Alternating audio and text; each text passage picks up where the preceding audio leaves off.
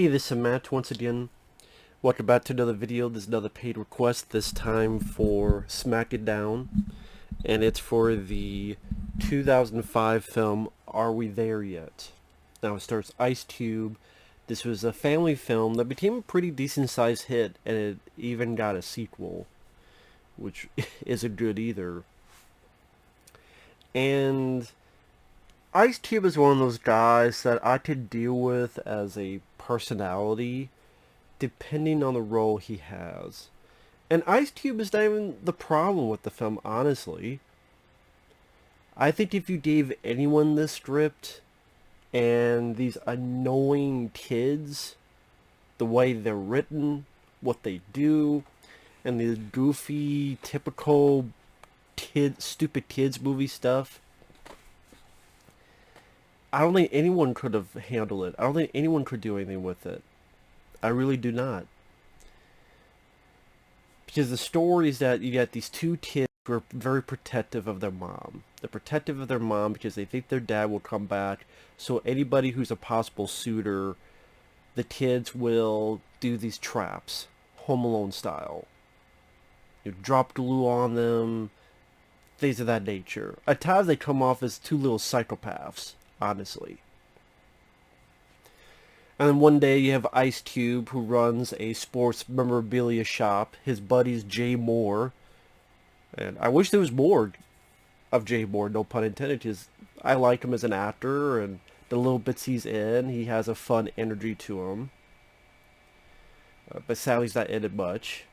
He sees a woman who needs help with jumper cables. He does it, it's raining, he flies back like a cartoon. But then he likes the girl and wants to get to know her, but then her two kids, again, are two little assholes. And it just has a stupid stuff in it. I mean, Ice Cube's character is kind of a schizo.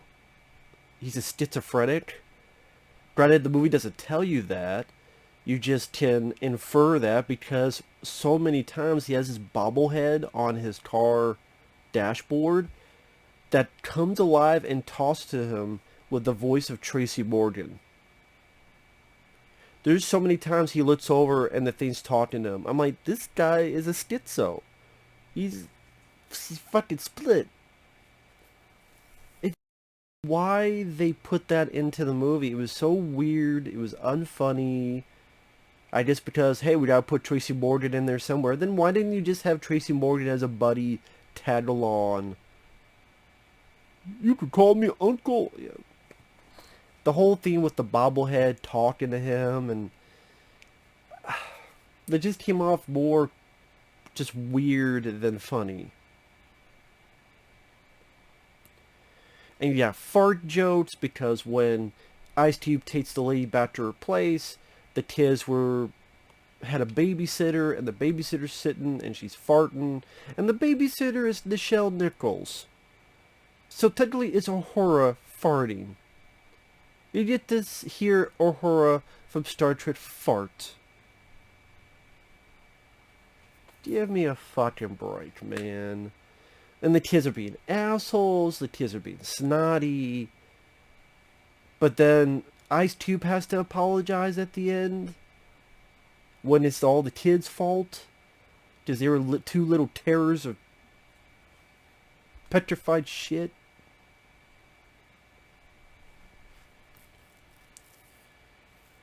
So his buddies are like, oh, Cube, you don't be in the friend zone. Oh, no, I'm not. And he has this brand new vehicle he purchased. So one day she's supposed to go to the airport, but then the kid's actual dad fucked him over, not going to pick him up.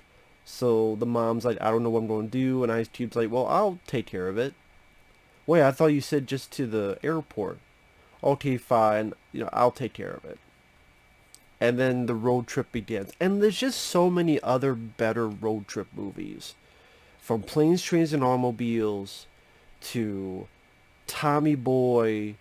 Like, you've seen much better road trip movies. National Lampoon's Vacation. That's another example.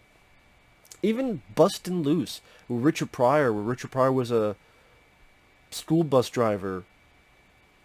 Well, he was a bus driver. He had to take these kids from point A to point B. That's a more funny road trip film than this movie, where Richard Pryor's talking shit. You don't mess with me. Not today. As he's walking, a whole bunch of Ku Klux Klan members are behind him. Hey, what's up? Those kids, they fuck with me. And like, oh shit. Like, Bustin' Loose is a funnier movie than this.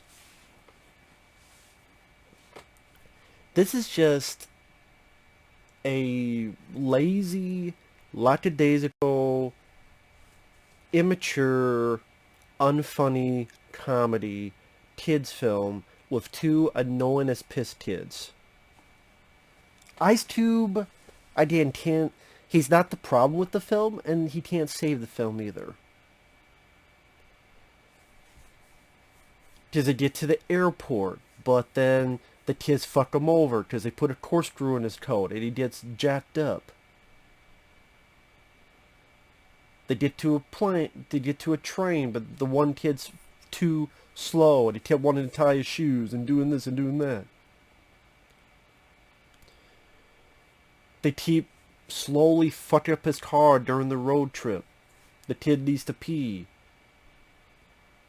And so Ice Cube's helping him up, holding him pee, and the woman's like, what are you doing? So he turns and the kid pisses in the old woman's face. Like, this is the kind of humor you have.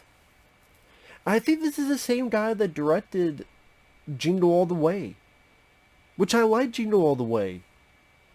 With Arnold Schwarzenegger. I like that film.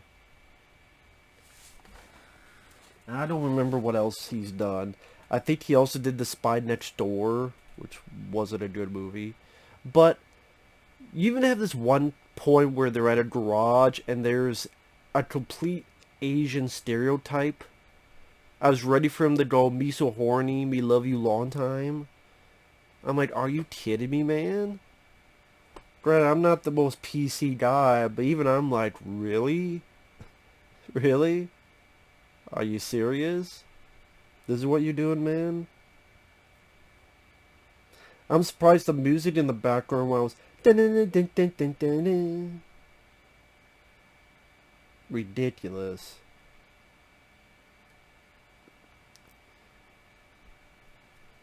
And just all these hijinks that happened during the road trip. At one point, they hit this sign that's part of this place, and part of it has an axe, and it falls down and it hits Ice Cube in the crotch. There's a point that the kids literally tell a bunch of truckers, oh, he's a pedo. Or they say he's a kidnapper, to be fair. Oh, he's a kidnapper. He's a kidnapper. And so the fucking truck drivers literally run the car with the kids off the fucking road. So the kids almost got them all fucking killed. Yeah, 4.79 to be. That fits. Brian Levant was the director. Actually, I'll do it another way. But trying to find the wiki page on this. So the kids find their dad, and his dad's with another family, and they realize that their dad lied. And the Ice Cube's like, well, I don't tell a story about my own dad, because my own dad sucked, but it's his fault, not yours. And then they start liking each other. And they have to get this medicine for the boy, because the boy, that type of thing. So they get to this party, and then they get to this karaoke, and then the girls singing karaoke, and it's all them bonding. Again, there's piss jokes, there's puke jokes. Puke joke happens in that. Actually, it happens in the car. There's nothing else you do to worse to this car than the kid pukes. There's a point they have a deer, and a fucking CGI deer fights Ice Cube. That was done better than fucking Tommy Boy. where they didn't even have to use a CGI deer. They thought they hit a deer, the deer's in the back, it's going apeshit crazy, and then it runs the fuck off. Here, a CGI deer is literally doing a fist fight with Ice Cube. Fucking stupid. And even Tommy Boy didn't do that. This is the director's credits. Problem Child 2. Beethoven. The Flintstones. Jingle All the Way, which I enjoy. The Flintstones 2, Viva Rock Vegas. Snow Dogs. Are We There Yet? The Spy Next Door. A Christmas Story 2. Max 2, White House, and supposedly a new police academy, which has probably been canceled.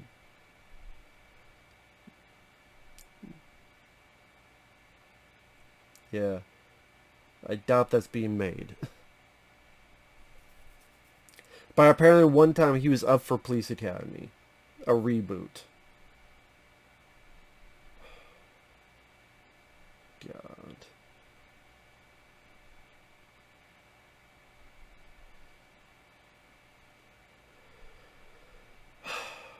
So there you go. Christmas Story 2, Spy Next Door. I like Jingle All the Way. Beethoven was there for what it is.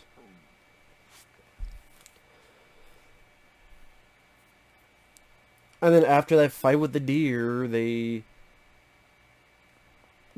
car's on fire, there's an explosion, the kidnapper, the trucker thinks Ice Cube's still a kidnapper, and the kids have to stop all that.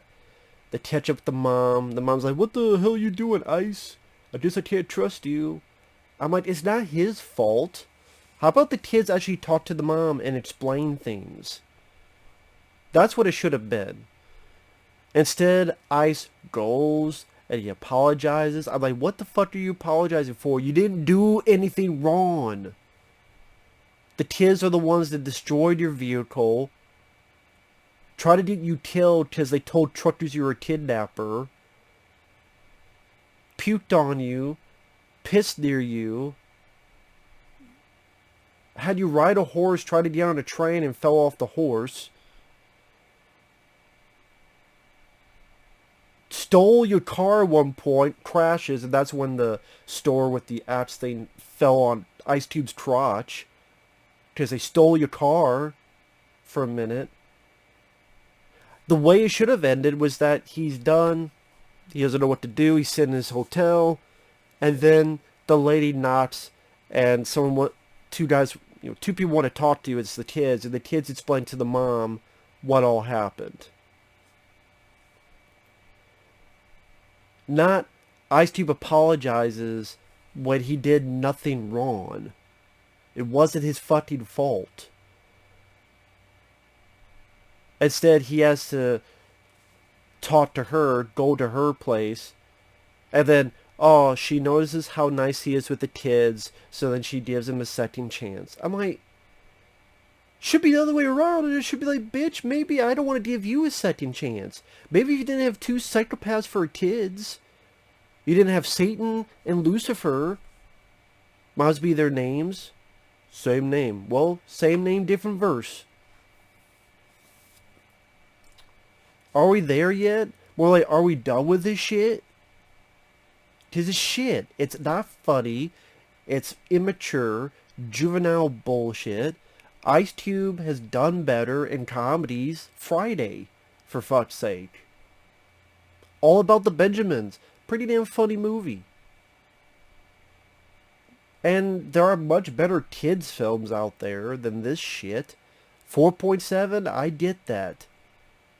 Even if it was lower, I get that. Like I say, you the weird stuff like the Tracy Morgan bobblehead or puke, piss, fucking crotch jokes. CGI deer fist fight. Nichelle Nichols sleeping and farting in her sleep. Wasting Nichelle Nichols. And two kids that maybe it's not the kids' fault. It's the way they were written. They were written to be irritating, annoying, and you just want to drop them off a cliff. like the good son. Just goodbye. See you later, Bill and Ted. Right off the damn cliff. So, I don't know what else to say. It's a lame dipshit kids comedy. We'll see you guys later. Bye-bye.